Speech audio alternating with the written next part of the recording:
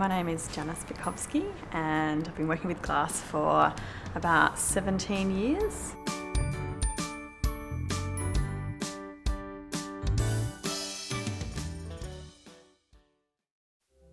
Been in this studio for almost 10 years. I took it over from another glass blower. I guess if I describe my practice, I mainly make one-off exhibition work, all glass, and occasionally I make some product which I sell in some outlets, but yeah, I mainly make sort of one-off wall pieces and freestanding sculpture.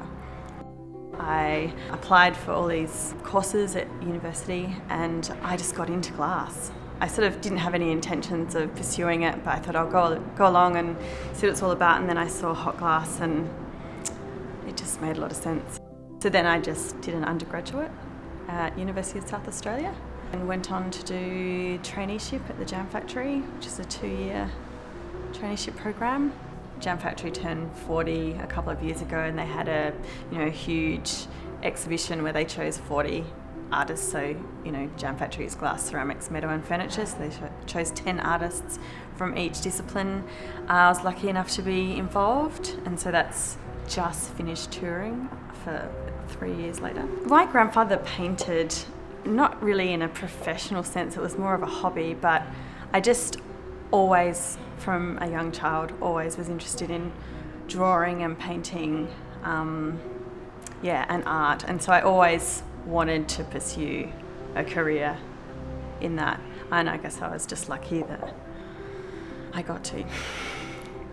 Today I was pulling Marini, which is a historic Venetian technique that sort of underpins my work. I guess the easiest way to describe it is you build a block of glass and you're using the cross section of it, which is your pattern or detail.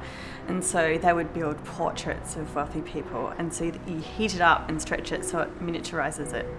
But I'm doing it with sheet glass, which is a sort of modern take on that technique.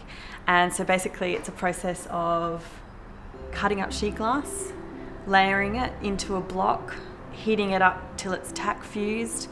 Then I can pick it up while it's hot and then work it to equalize the temperature, so there's sort of takes a while to the heat to penetrate the center of the glass, and then you stretch it. So it's a really awesome way of creating really intricate patterns.